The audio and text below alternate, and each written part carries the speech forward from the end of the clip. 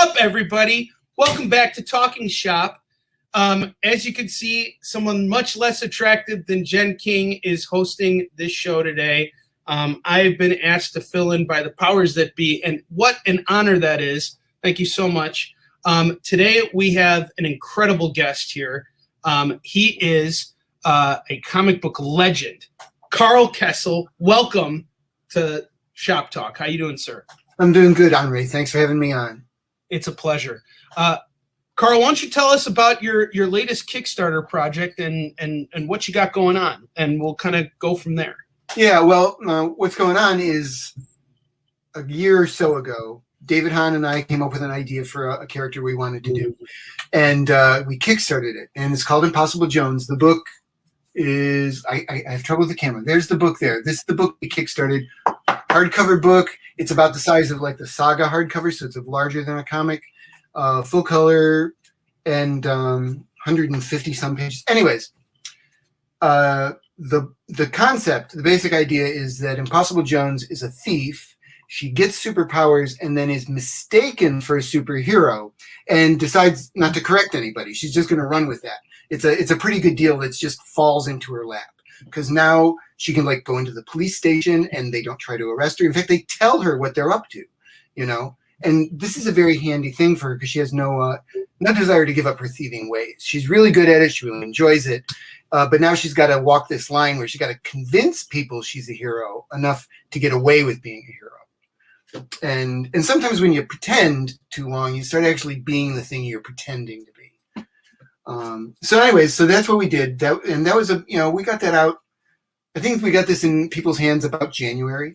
And very shortly after that, I started having talks with Scout Comics. And now Scout will be serializing, once again, serializing this as a 4-issue miniseries with brand new covers and additional interior pages. And I believe that's available to be ordered right now. You can order that first issue right now. And that's kind of where we're standing with it. So, Karl, you've got a very extensive background in comics. And I've seen your books come across in my collection, and I'm pretty sure I've slung a ton of books that you've worked on. How was that transition from going to having that, sort of that background of, hey, I'm working on Superman or I'm working on Harley Quinn? How did it change once you decided I'm going to break off and do my own thing? And how liberating was that for you as a creator? Actually, liberating is a great word. Yeah. I mean, I've had a lot of fun working with working in other people's playgrounds in other people's sandboxes. I mean, it was great to do Superman. It was great to do work on Spider-Man, Fantastic Four, Harley Quinn.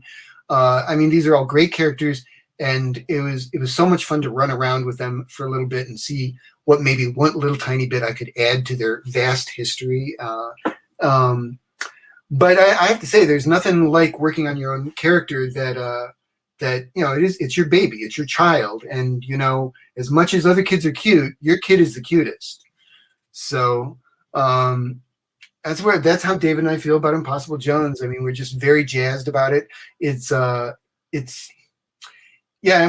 just no way to describe how satisfying it is to finish one of these projects and to see, your baby go out in the world. And Impossible Jones, thankfully, has been very well received so far by the people who've read it. And we're hoping a lot more people can read it now that it's going to be a Scout book and actually in comic shops. That's, our main reason for getting a deal going with Scout is we think this is a really fun character. We think people will really enjoy her. So we want more opportunities for people to discover her.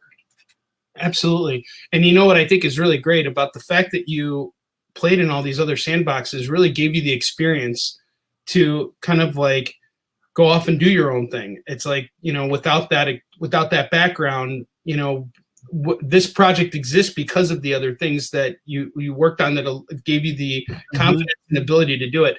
Now, here's something I always love asking other creators, being one myself as well, is what is the creative process like for you? Like when you are you a writer or the artist of this? I write and I ink Impossible Jones. I am a penciler, but I'm very slow. So David Hahn is the penciler here. David, who worked on Batman 66 and a million other things. I was gonna say, his artwork reminded me of Michael Allred's a little bit, like just I will say there is some similarities between Allred's work and David's, and I think that's a good comparison. I think David's got a more simple style, kind of Alex Tothi, very much maybe Jaime Hernandez. I really love the clean, modern sensibility of his stuff. His stuff is very stylish. It's very dynamic. He always just makes people look great. He just draws these people that look great. And, I think that's a big part of any artist. You want the artist to have a style that you like to look at. You know what I mean? And I really like looking at David's work. I met David probably 20 years ago when he was doing a small creator-owned book called Private Beach that he wrote and drew himself. And even at that point, I was very taken by his work, And so when this chance came up, and really it came about because David had posted online that work seemed to be slowing down, or he was worried it was going to slow down. And so I contacted him. I said, Dave, I like your work. If you're worried about having stuff on your desk, maybe we can help each other out here, And this came out of it. And really, David has never had trouble keeping work on his desk. He was just being worried for no reason. And I'm just lucky and fortunate enough to get him on this project with me. And David brings a lot to the table beyond just his ability to draw.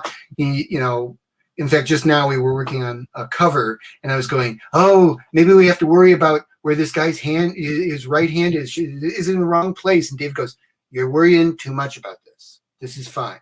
And you need people like that. You need people whose opinion you can trust to be your sounding board and be your conscience at times, to tell you when you're doing, this is not worth your time. Move on to something else, Karl. Move on, And I do the same with him.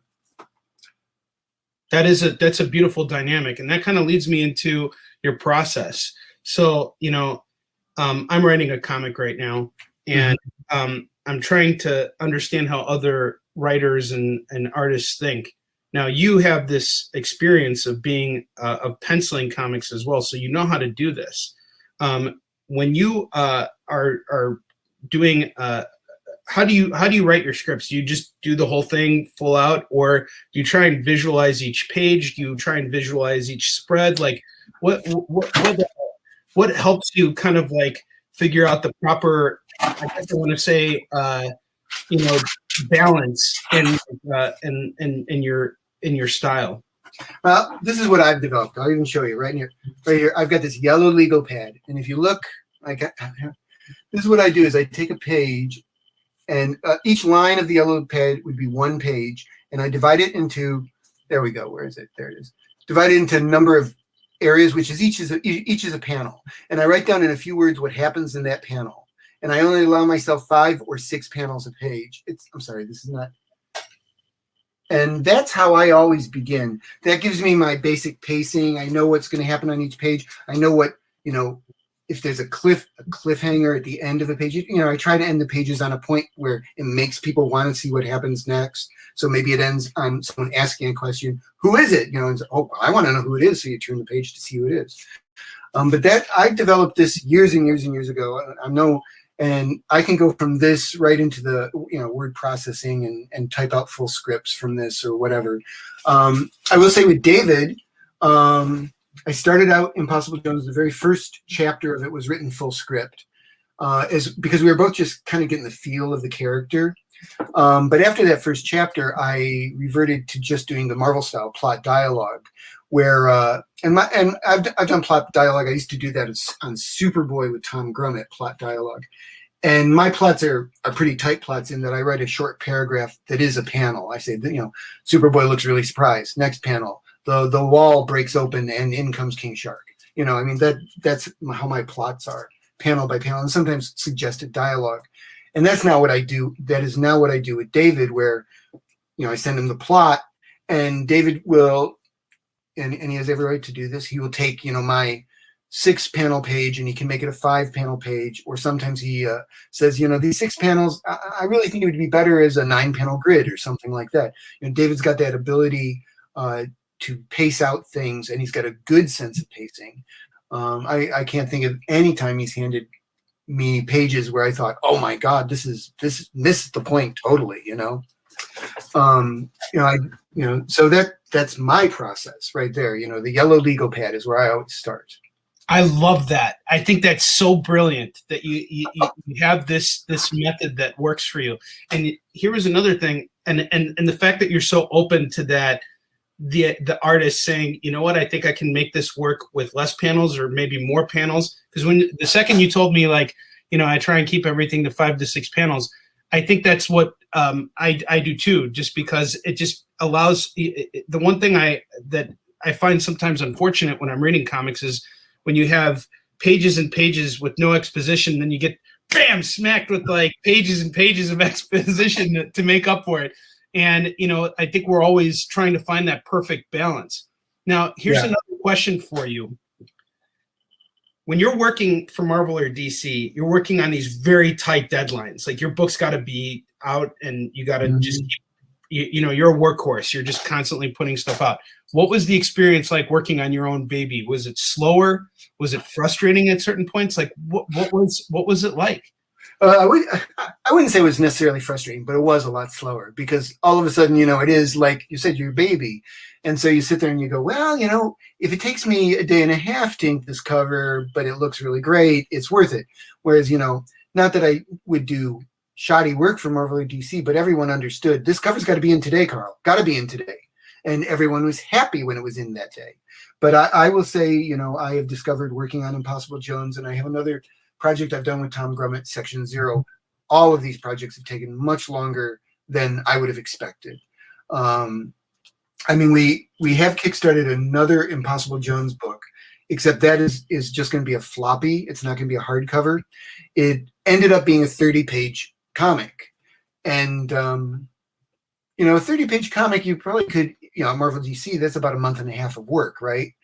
It's like taking us 3 months to put this together. So you know, it you know, and the only thing you got to do is you got to figure out the finances of that because, you know, if you're doing 30 pages for Marvel in a month and a half, that's a pretty good turnaround for your money. But if it's all of a sudden taking you twice as long, you're basically, you know, working for half the amount. So that I'm still working on the finances of it to make it really, you know, I'm certainly not working at the page rate I was working at Marvel or DC, but at the end of the day, you know, Impossible Jones is something my kids will own. My kids don't own Suicide Squad. My kids don't own Harley Quinn. I had a lot of fun on those books, a lot of fun, and no one would be reading Impossible Jones if I hadn't worked on those books. I deeply appreciate my chances to play in those sandboxes. But yeah, these take a lot longer. These books take a lot longer. And it's not just the work on the books, too. It's also that I'm running a Kickstarter. I'm talking to the printer. I'm working on the distribution of it because, you know, we're mailing them out ourselves. And you know what? That takes time. That takes time. Yes, much more time than I originally thought. You know, for me, sales is really where I feel like it's one of those skills that I've had to really hone with my own projects, because when I go to a convention, that's my method of distribution. And it's interesting because what you were just describing is that we all wear different hats. We all have to, when we're doing our own, create our own stuff. Now, here's a great question for you, or a big question for you that I think would be on most of our minds. Have you picked up anything from watching how Marvel and DC or Image or any of these other companies, other people you know, have you picked up any kinds of like, you know, ability, you know, traits or abilities, or did you realize that there was anything that you were like, hey, I never knew I was really good at marketing. I never knew I was really good at talking to printers, you know, like all these skills are extremely important. Is there anything that you picked up on that you suddenly realized, hey, I love this too. I love this as much as creating? Well, yeah, I mean, I'm not sure I'm good at any of it, but I did find out that I like it. I really like dealing with the printer. I really like, you know, dealing, you know, quite honestly, very directly with the backers through Kickstarter. I like the, you know, I like all the process of putting together a comic or, you know, a trade paperback or a hardcover or whatever it is, and learning learning about that. I mean, quite honestly, I thought I knew at least the basics about printing. And then I learned, you know what I learned? I learned there's more than one kind of black. I thought black is black, but no, there are different kinds of black. I did not know that. And, I've been in the business 30 years. No one told me there were different kinds of black until I was actually talking to a printer, Well, you're an inker too. So Yeah. it's like you're inking, like literally you're putting, shadows in place, and you're doing it with black ink. You're not doing it with like slightly less black ink. but when it comes to printing the book, there is different kinds of black. There's cold black, there's warm black. And I'm not a painter. I've never had a good color sense. So in my life, I've always worked black and white ink and paper, So I've never done a lot of painting. So I wasn't aware of the fact that there's cool blacks and warm blacks and neutral blacks. And, that was, a whole new world. But I really enjoy learning all of this. It's really, really, it's really fascinating to me. And I enjoy running the Kickstarters. I have friends who said, oh, Kickstarters, they're horrible and they're really exhausting and draining, but they're also very invigorating. And that, when I'm working on the book, like I said, it's my baby. I want to get it as right as possible. There's a point where you have to let it go and keep moving forward. But the Kickstarters, there's a deadline there. There is that, you've given yourself 3 weeks, 4 weeks, whatever it is. And in those 4 weeks, you got to do as much as you can to get as many people to know about your project. And there is a real immediacy and got to do it now, got to do it now, got to do it now. And that is kind of similar to, producing a monthly comic where you got to get the page in, got to get the page in, got to get the page in. And if you don't do that every day for a month, you're not going to make your deadline. And so I think actually in some ways, working for Marvel or DC prepared me for Kickstarters in that way. That's fascinating. Now, I have been a negligent host, Karl. I sincerely apologize, but you have a lot of people right now who are very interested in having some of their questions answered by you. Oh, we'll start off with William Holland, who is asking, what comic book character would you love to work on that you haven't had the chance to work on yet? Yeah, well, established comic character. I mean, I've worked on almost all of them. I mean, my favorite characters, are the Fantastic Four at Marvel and the Challenges of the Unknown at DC. And I've played around in both of those sandboxes a little bit, but not to any major extent. I would really enjoy doing that. Beyond that, I don't know. I mean, yeah, I mean, there's a lot of great characters, and that's the thing is, if you get the call from Marvel or DC and they say, like for instance, once I got a call from Marvel and they said, Karl, how would you like to write Gambit? And I will say, Gambit is a character I know almost nothing about. I know he's part of the X-Men and he throws playing cards. Like that's all I know about Gambit. But the thing is when you get the call, then you start going, well, what would I do with that character? What is this character about? What does this character say to me? And that's really fun. It's fun to go down that road. I mean, a lot of my favorite ideas that I've come up with is when I think of a character that I'm not interested in, and I think, why am I not interested in this character? What would I do if I was working on that character to make him interesting to me? Would I be chomping at the bit to do, say, Doctor Strange? No, he's one of my, he's a character that I could easily live without.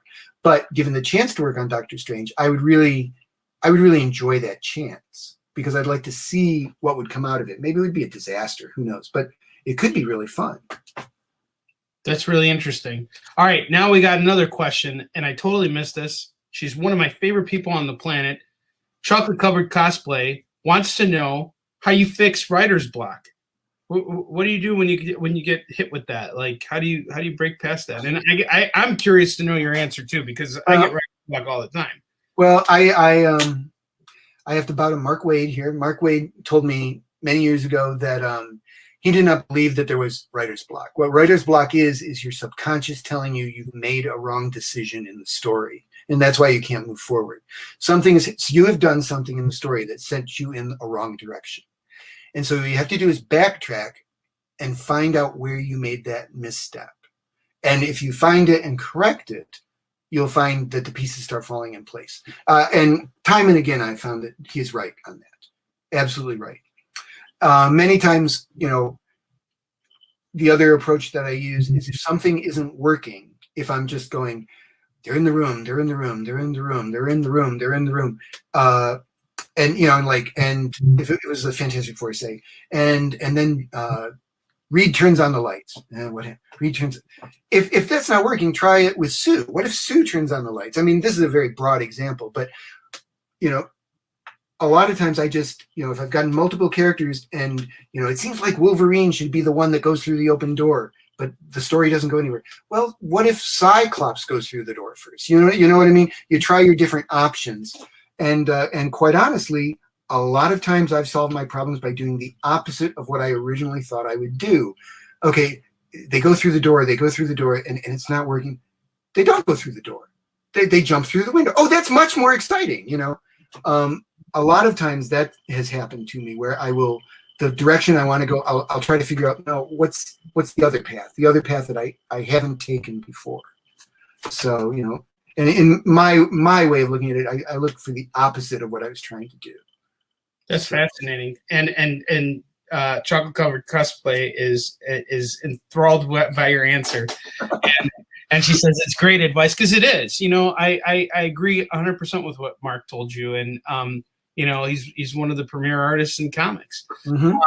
Moving on, we have another question from Adam Skinner. My man Adam Skinner is asking what's a genre of book that you haven't done that you'd like to do, and what is the type of book you feel is not made enough? Well, I'd love to do a Western. I love Westerns.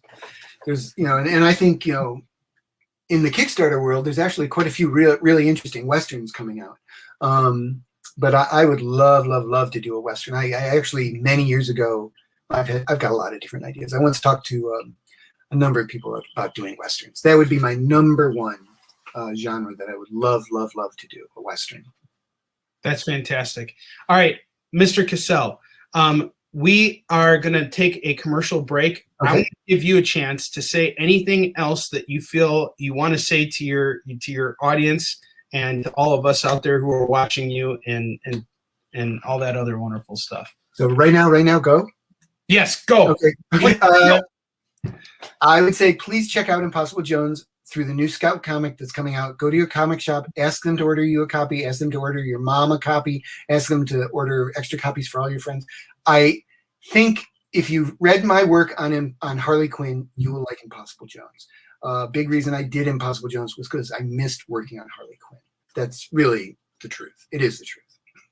That's fantastic. There's so many other questions I would love to ask you, Karl. You're fascinating, and you got such a wellspring of knowledge and experience in this business. Thank you so much for coming on and sharing your stories and your great project. I wish you nothing but the best of luck, and I look forward to having a chance to interview you again in the future. Oh, sure. I'm here all the time. This room. I live in this room. Excellent. Thank you very much. Absolutely. Folks, we will be back in just one moment. We take a commercial break. I should have that line down. We'll be back in a moment. Jen's so much better at this than I am.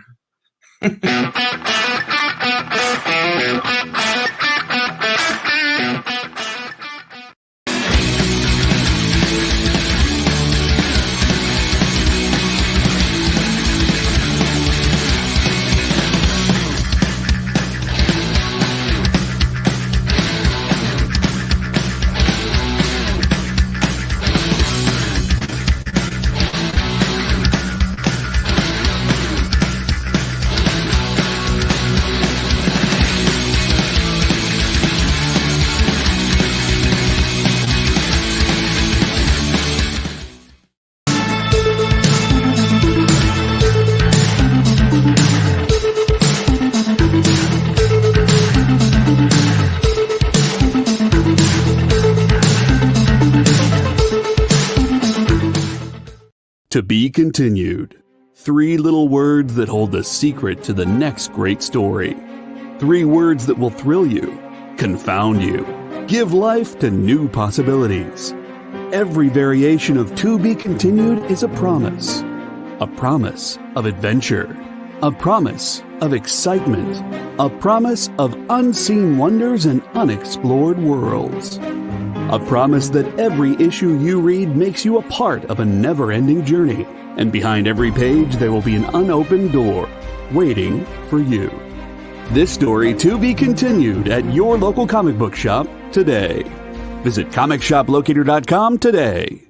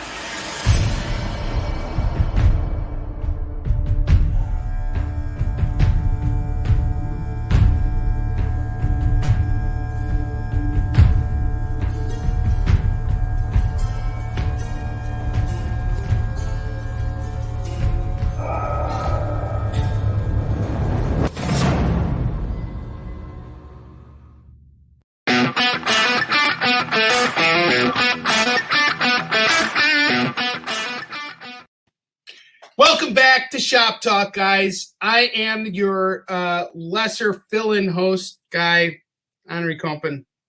Jen King is so much better at this than I am. But where I fail, our next guest is going to succeed. I am ready to talk shop with the Sarah Hoyt. Sarah, welcome to Shop Talk. How are you doing today? I'm fine. I'm trying to figure out where the camera is. Okay, there. Actually, JD, can we, or whoever's pulling this, can we get? Yes, there we go. Now we can see the beautiful plant behind you. Okay, well, let's talk shop. Sarah, what you got going on right now? In comics, just Barbarella. I mostly write novels, so this is a new thing, and it's been lots of fun. Well, Barbarella isn't just a thing. She is my my crush from I had a crush on her in my youth. So what was it like coming onto this project? Well, because it's my first time writing for comics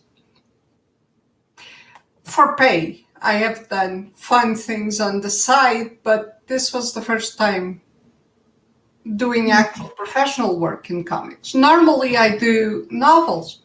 So I got this email, and I get a lot of these emails, usually from like high school kids. And it was like, so do you want to write a comic for us?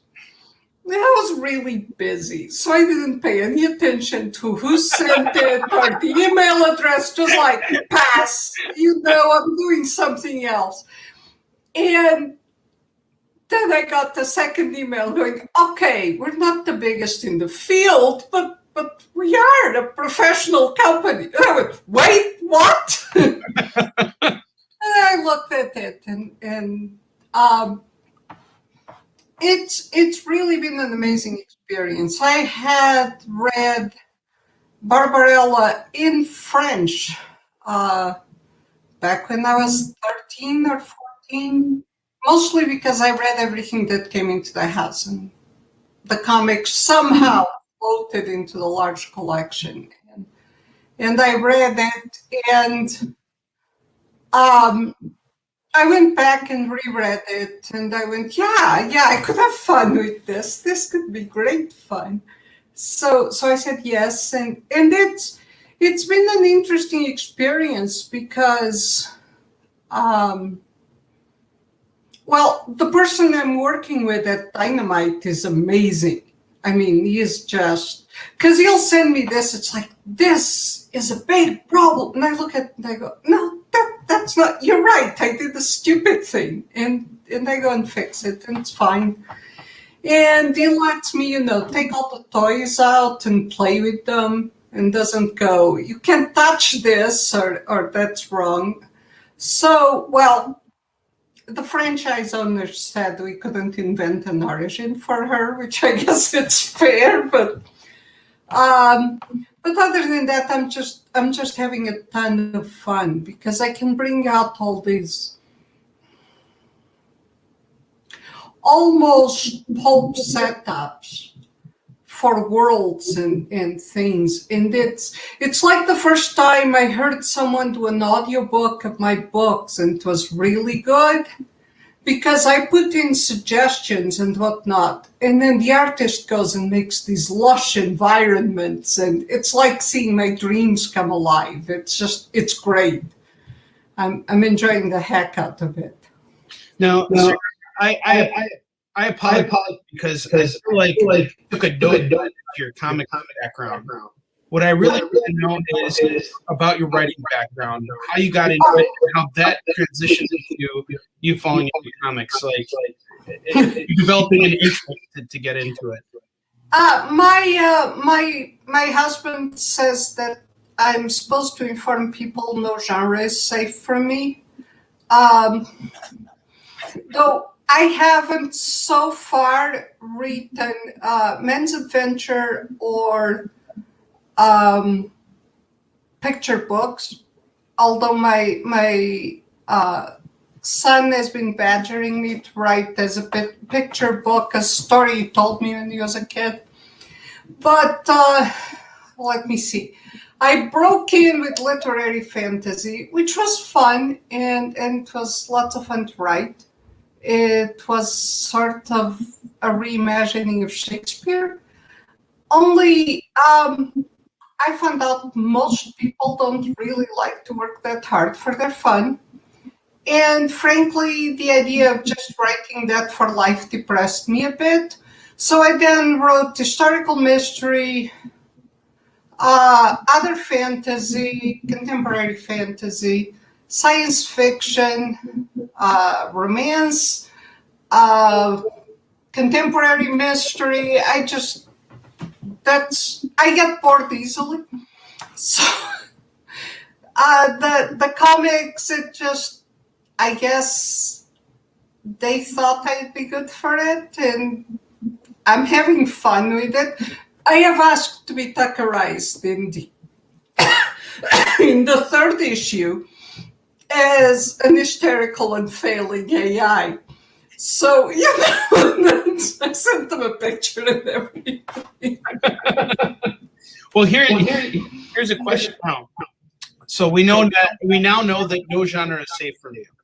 But when you jumped into comics, that's a completely different discipline as opposed to writing prose novels. Like, the way you're visualizing and the way you're putting stuff together, your scripts are more like directions for an artist. But at the same time, you're writing exposition to move the story forward and do all this stuff.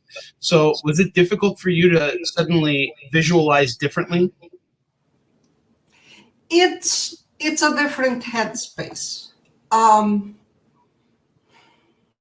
So I always write very visually anyway. My artists at least tell me that, because I go like, well, do you have an idea for a cover? And they go, oh yeah, you write very visually. It's very easy to extract visuals from what you write. However, comics, from the creating them perspective, was still a new thing. And my first two passes at the script had way too many words and not enough direction for this can be conveyed in images. And then my two sons got into the act. I call them the Goon Squad because they're both over 6 feet tall and fully grown. But they got into it because they are major comic fans. And this is one of maybe 3 things I've done that they got really invested in. So they were like, you're doing Barbarella, oh, that's so cool! And so they got into it. And they sat down with me and I passed them the script, and they were like, no, this is not a script. This is a short story. Go back and do this visually. You don't have to explain that. You have to show us, and just step by step until my head kind of went, oh, this is what's needed. I literally heard that crack sound. Yeah, and then I was in it. And then the only problem, it's funny because I have read comics more recently, but my biggest issue is that I think you imprint on what you read as a little kid. And what I read as a little kid was like Disney comics. So, well, and Superman comics in the 70s. So I'm putting in some bubbles, and they made fun of me relentlessly for that. They teased the heck out of me for that. They were like, oh, sure. But other than that, after that, I mean, the second one, they just looked over and they're like, yeah, you got it. And they have no problems. So I had the Goon Squad as kind of a secret weapon in my corner. So that's really amazing. You have your children as a guide. Assistant editors. Yes, they as I said, they normally aren't that involved in what I write. I have a science fiction, space opera book that my older son read when he was 19, and he was like, Mom, why the heck do you write a book where the woman spends most of her time naked? And she just loses her clothes. And he's like, that's just, no, stop doing that. So, not because I'm his mom. So normally they're not that involved. It's really funny because my friends and I joke that our kids read the other, but they don't read our stuff, or at least don't admit to it. But this is one of those they got really excited about. So I was very lucky to have them because, as I said, it's more their. Yeah, it's more they understand it a little bit better, and they can help. Yeah, they are more into it than I mean, I will still read anything that comes into the house, but they've just recently moved up, but they are far more involved in the culture than I am. Sure. So it was nice having them there to advise and guide my work. But yeah, once the headspace went spoing, probably the speech bubble, it was much easier. It's just a different way of thinking. You actually do that between different genres of novels. I have mentored younger writers, and I go, because they're starting, say, a mystery, and they've only written science fiction, and they're like, oh, I'm doing all this wrong. It feels like it's not working. I said, no, it's just you have to wait until your head fits in that space. Because no matter how much you've read of it, being out in the panel and rewiring things is different. It's a different game than just absorbing it. That's fascinating. So now that you're in comics, welcome. I don't think you're ever leaving. We pulled you in and you're not coming out. What other kind of projects can you see yourself working on in the future? I really have no idea. I normally don't know until it drops in my lap. I have no idea. I was listening to the gentleman before me, and what he said about if someone tomorrow said, hey, do you want to write a comic about blah, blah, blah? And some hero or some character I never heard of, my first reaction would be, never heard of this character. Why do I want to do that? And then I'll go and read it, and I'll go, there are aspects of this I can play with, and I can have so much fun with that, which is, if you have asked me, of all the characters you want to write, do you want to write Barbarella? I go, why? But once I had reread the comic, and as I said, I hadn't read it probably. I feel really old, but in probably 40 years. You which is why I want to be categorized as a neurotic middle-aged AI. But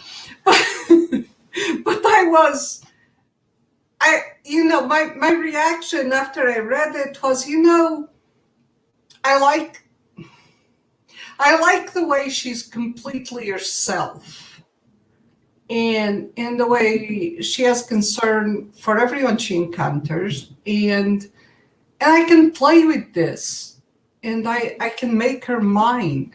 And it'll be lots of fun. And that's it's, unless it were a character that I'd go, eek, no, I don't want to touch that. Almost anyone would be fun to play with. I am not that anyone's ever going to ask me this, writing the Tick, ever. Because the Tick was responsible for, by being unable to say the word spoon, for most of the time my kids were growing up, because to turn into a skit. And so that's right out. I think your relationship with your children is absolutely wonderful. And the fact that you connect with each other is so great. Sarah, I noticed that there's an echo, and I think it might be because the speaker might be a little loud on your end. Can you try turning it down? Oh, without muting yourself? No, okay, all right, that's technology. Spoon is what we'll say to that. We have like 50 extremely expensive cameras and mics and stuff that are directional and have all sorts of things. Because my husband's in technology. So he buys this stuff because it's Monday. So let's buy another new thing I just saw. During the last year, when we were having all these panels and conferences and stuff online, I was like, and I need something that works in my computer. So, not that according to Hoyt, at sarahahoyt.com. Correction. According to Hoyt is a blog, and it's not necessarily about my novels. Okay. Also, I have a newsletter called Schrödinger Path, which,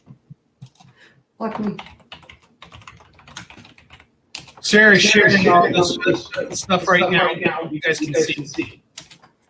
I have Schrödinger Path on Substack, and it's a newsletter, but Substack's kind of weird because it also functions like a blog. And I share stuff there. Like I shared pages from, as soon as they were inked, pages from Barbarella. And I share stuff that's coming out in snippets. And I try to do something every week. But anyway, when we needed a camera and a mic, my husband tried all of them. The only one that worked was this incredibly cheap one that came with something the kids bought. And I can't regulate it and I can't do anything, but it talks to my computer, so that's great. Well, the good thing is you get to hear me twice, and everybody gets to hear me twice because I have a very beautiful voice. No, it's okay. I was a singer, but I just don't sing very well. I'm tone deaf, but I have a voice for singing, I guess. I'm just kidding. I'm making things up. You're obviously making things up. I'm okay with making things up. Yes. I do it all the time. So your book is coming out on July 21st. So in a couple weeks, Yes. your book hit the street. Where are you going to be on the day that your very first comic comes out? Probably at my computer writing, which is, pretty much where I am almost all the time. So that's about it. I don't expect to be doing anything special. We might go out to dinner. I mean, I do expect some of my fans to start inundating my mailbox with emails, because they do that at the drop of a hat. But and I like it. I'm not complaining. I like my fans. They're great people. So Do you find it sometimes difficult to not get swept up in engagement with your audience when you have a bunch of things going on? Like, I noticed that a lot of creators, when they're promoting, they sometimes spend maybe more time out there engaging with their fan base than they do actually getting the work done, or actually it's really easy to kind of get swept up in one thing and forget completely about something else. Have you ever had that problem with any books that you put out there? all the time. It's also a problem because it's out of phase. So, something that I just put out is not the latest thing I wrote. It's like 2 back. So I'm concentrating on promoting that, and it's really hard to go to the current thing and work on the current thing. And it's really easy to lose track of time, because people will ask, can you appear here or there? And I lose my daily rhythm, I guess. I guess that's what I'd say. So, and are you doing any comic conventions now? Like in the future? Not this year. Not Yeah. this year. Sure. Not this year. Well, we're moving. So Oh, wow. so in the middle of all this, and moving is a production when you have an entire household and more books than any human being should own, and so it's probably not this year. This year we're just trying to get moved and all. Next year we'll see. That's fantastic. I really hope that if you are ever at a comic convention, you'll be okay if I come up to you and nerd out in front of you, because I think it's so cool that you're making this transition from writing novels to working in comics, and you seem to be handling everything so well. I so admire how much you obviously have such a close relationship with your children that you can you can come to them for advice, essentially, and they seem to be the sounding boards that Karl was talking about earlier.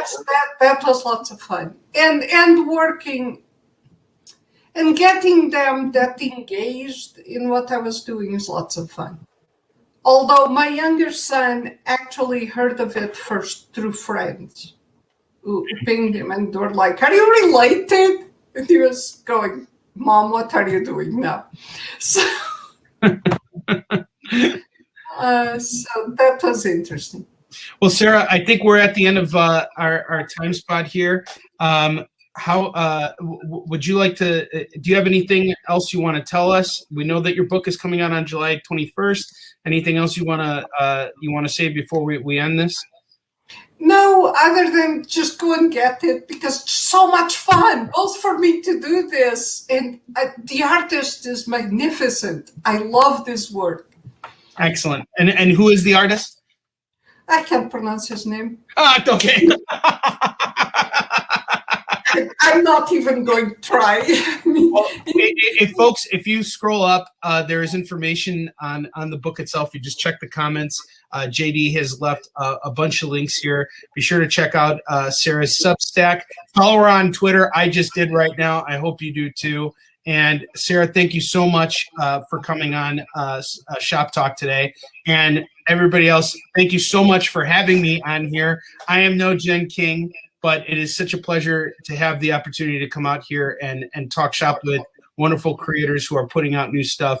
You are all an inspiration to me. Thank you so much. I love you guys. Thank you. Sarah, best of luck to you. I will be picking up your Barbarella book. I promise you. Thank you. Take care, everyone. Thank you.